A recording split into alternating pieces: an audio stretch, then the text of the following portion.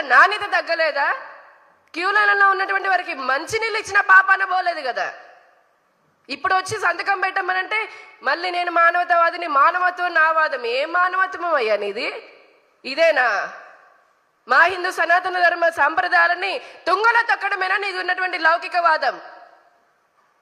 సనాతన ధర్మానికి సంబంధించి మీకు చేతనైతే గౌరవించండి, ఆచరించడం మీకు చేత. ఎందుకంటే మీరు వేరే మతాన్ని ఆచరిస్తున్నారు కాబట్టి, అది మీరే చెప్పుకున్నారు కాబట్టి. కానీ గౌరవించకపోగా హిందూ సాంప్రదాయాలని కాలరాసేటటువంటి అధికారం అసలు ఎవరికైనా ఎవరిచ్చారు?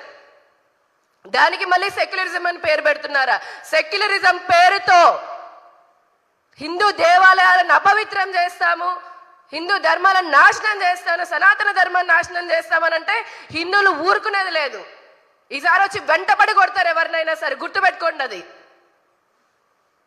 ప్రతి వాడికి సెక్యులరిజము, మానవతావాదం, లౌకికవాదం